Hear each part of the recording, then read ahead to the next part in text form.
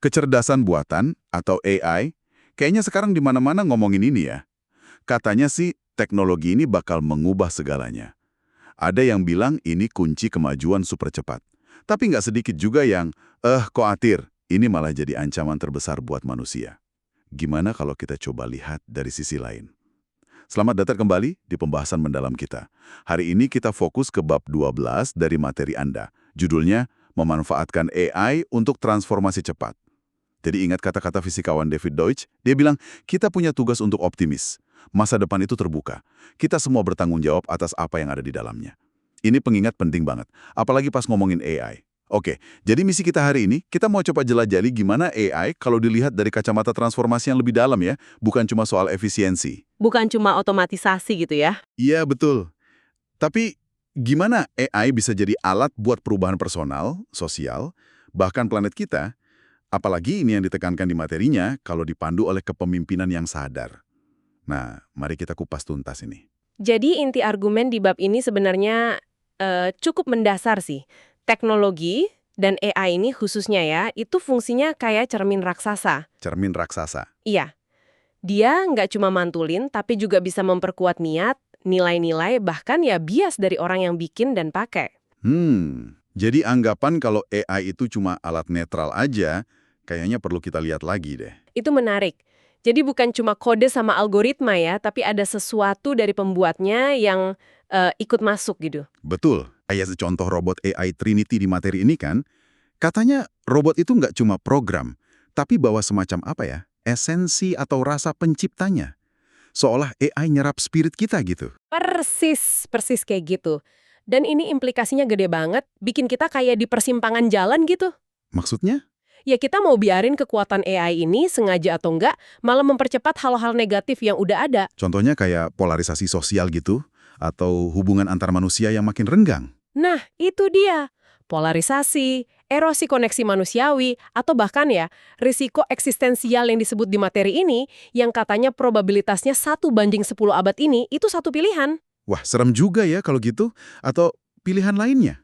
Pilihan lainnya, kita secara sadar nih, arahkan kekuatan AI ini buat tujuan yang lebih konstruktif. Kayak gimana tuh? Ya buat bangun institusi yang lebih adil, sistem yang regeneratif, yang bisa memulihkan lingkungan misalnya, bukan cuma ngeruk aja, terus ningkatin kesejahteraan planet, bahkan mungkin bantu kita jadi lebih bijak secara kolektif. Oke. Jadi pilihannya ada di tangan kita sekarang ya. Ini yang bikin pembahasannya jadi penting banget nih. Tepat sekali. Nah, disinilah peran kepemimpinan jadi krusial banget. Bab ini secara spesifik bilang pentingnya pemimpin yang tertransformasi. Tertransformasi, istilah apa lagi tuh? Itu istilah di materinya buat gambarin orang yang punya koneksi mendalam sama, jiwa, spirit, dan alam gitu.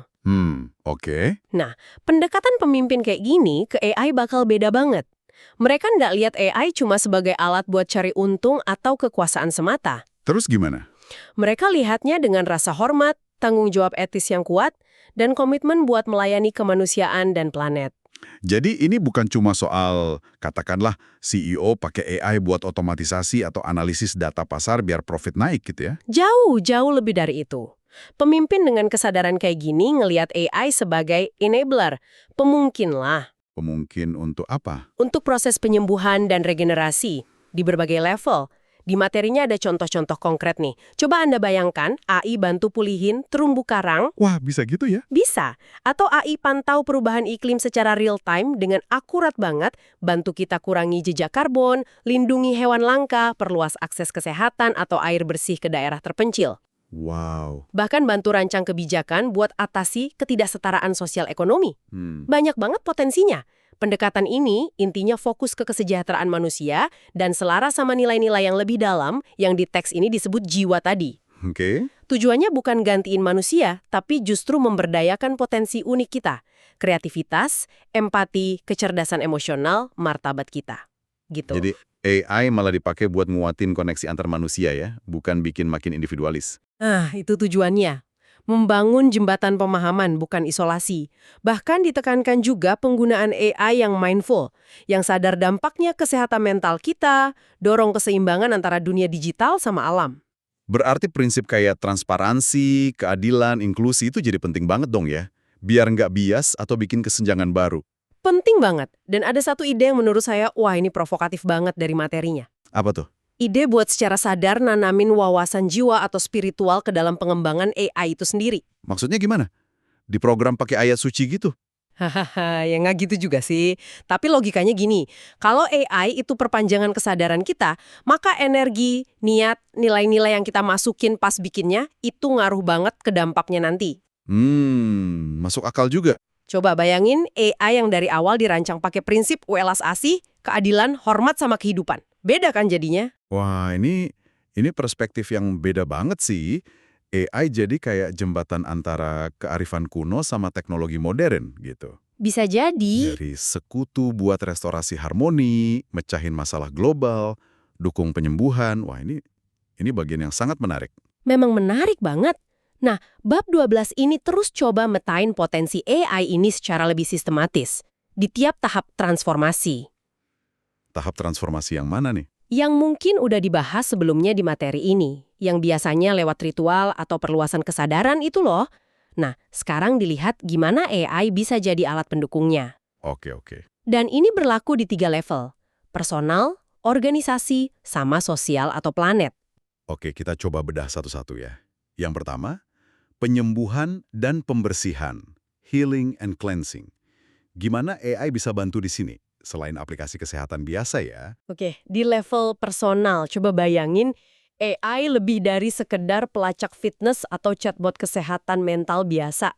Lebihnya gimana? Bisa jadi kayak pelatih pribadi yang super personal, terapis virtual yang selalu ada 24/7, atau bahkan pemandu spiritual digital. Pemandu spiritual digital. Iya, dengan izin Anda tentunya, AI bisa analisis pola dari data pribadi Anda, jurnal harian, data biometrik kayak detak jantung, pola tidur, buat nemuin pola emosi atau mental yang mungkin nggak Anda sadari. Terus AI bisa kasih saran praktik penyembuhan atau kebiasaan baru yang benar-benar cocok buat Anda. Bisa juga jadi kayak pustakawan spiritual pribadi. Pustakawan spiritual maksudnya? Dia bisa sajikan kearifan relevan dari berbagai tradisi dunia pas Anda butuhin. Di materinya bahkan ada contoh prompt atau perintahnya. Contohnya gimana? Misalnya, Anda bisa tanya ke AI, dari sudut pandang Sufi, Zen, sama mistik Kristen, gimana cara pahami penderitaan eksistensial dan apa saran praktis buat cari makna hidup? Wah. Atau analisis mimpi saya semalam pakai teori Carl Jung dong. Apa artinya buat pemahaman diri saya? Keren kan? Itu beneran kayak punya konsultan pribadi ya? Terus soal ubah pola pikir gimana? Bisa banget. Itu contoh prompt lain. Anda bisa minta AI tulis ulang cerita soal kesulitan Anda dari sudut pandang yang penuh welas asih. Oh, wow. Atau tanya, gimana ya seorang biksu Zen nyikapin masalah X yang lagi saya hadapi? Ini bisa jadi alat reframing kognitif yang kuat banget. Iya. AI juga bisa jadi motivator harian atau partner akuntabilitas buat bangun kebiasaan baik.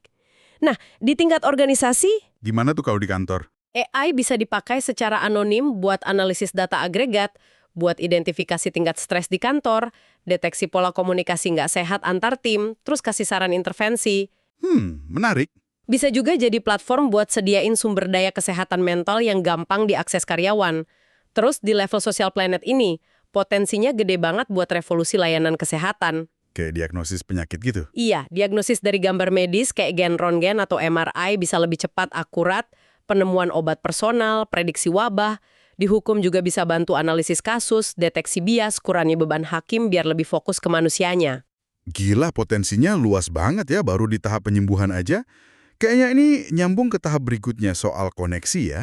Gimana AI bantu di tahap connection? Betul, secara personal.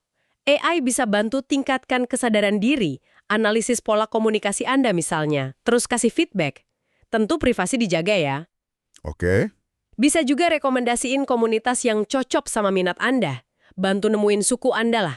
Bahkan ada ide pakai AI buat fasilitasi percakapan sulit. Percakapan sulit maksudnya? Ya, misalnya AI bantu saranin struktur kalimat atau kata-kata yang lebih netral dan empatik pas lagi mau ngomongin hal sensitif. Wah, oke. Kalau di organisasi? Nah, Ini potensinya besar buat tingkatkan inklusivitas dan keragaman. Contoh paling umum, AI di rekrutmen buat kurangi bias nggak sadar dari perekrut. Ya, itu sering dengar. Bisa juga dukung kolaborasi tim pakai platform cerdas, bantu ciptakan lingkungan kerja yang aman secara psikologis. Nah, di level social planet, Apa nih yang menarik? hambatan bahasa dan budaya bisa makin tipis pakai alat terjemahan AI real time yang makin canggih. Terus yang ini keren nih, AI bisa bantu perdalam hubungan kita sama alam. Sama alam, gimana caranya? Misalnya analisis pola komunikasi hewan yang kompleks, atau pantau kesehatan ekosistem secara detail, hal yang dulu nggak mungkin. Dan tentu transformasi pendidikan buat tumbuhkan empati global. Koneksi sama alam pakai AI. Gak kepikiran. Benar-benar luas ya definisinya. Oke, dari koneksi kita ke bikin masa depan nih. Tahap visioning. Gimana AI berperan? Secara personal, AI bisa jadi partner buat visualisasi tujuan hidup Anda. Bayangin AI bantu Anda rencanain skenario masa depan, atau bahkan bikin gambar visual tujuan Anda pakai AI generatif kayak DALL-E gitu. Oh, yang bikin gambar dari teks itu ya?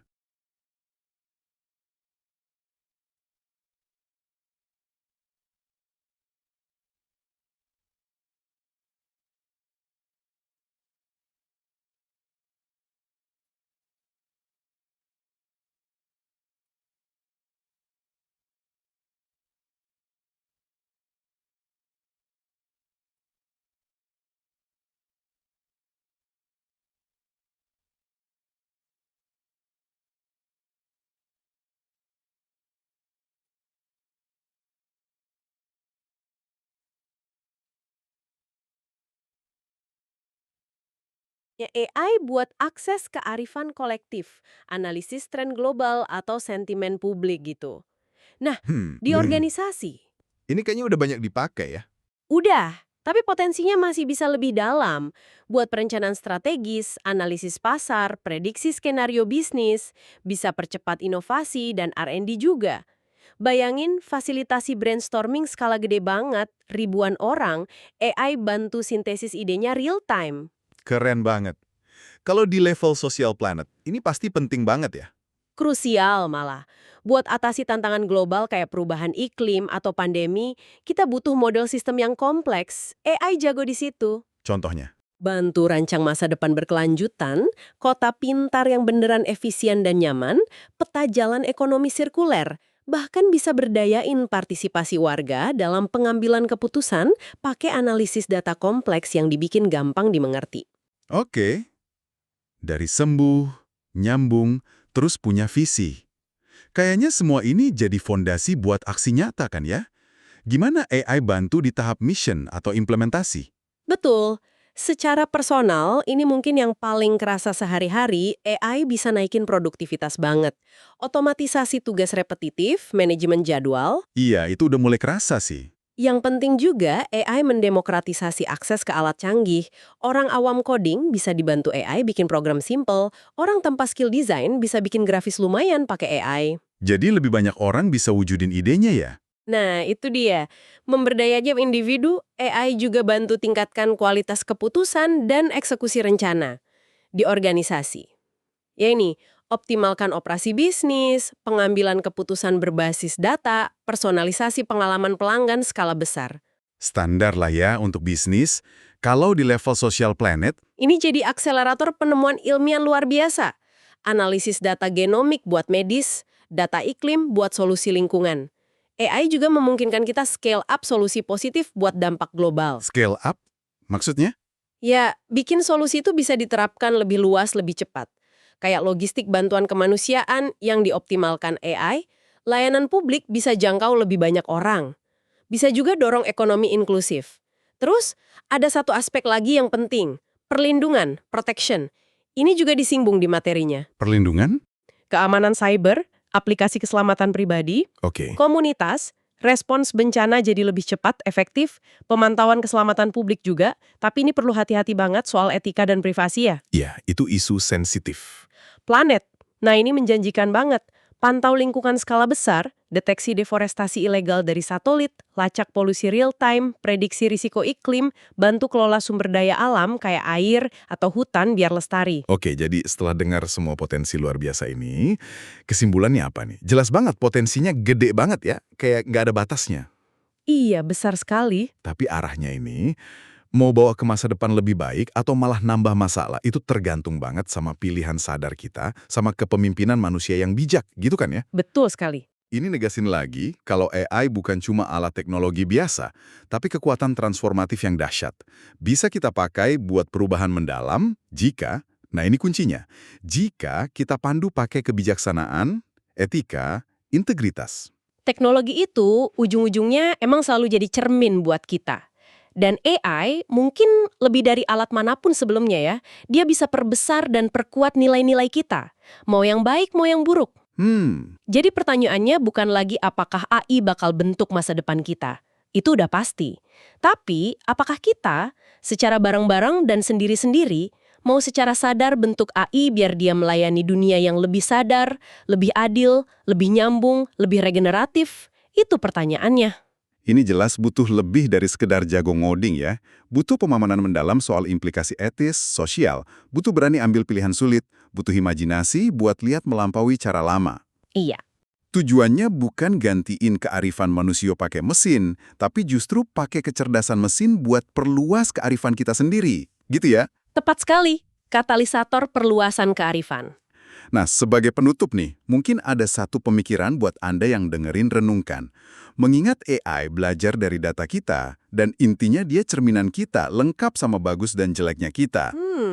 Apa ya yang mungkin terjadi kalau kita secara sengaja, sistematis, tulus gitu, menginfuskan AI? Bukan cuma data fakta atau logika aja, tapi dengan niat mendalam buat penyembuhan, buat koneksi otentik, buat kebijaksanaan, buat regenerasi planet yang kita bahas tadi. Masa depan kayak apa ya yang bisa lahir dari kokreasi semacam itu?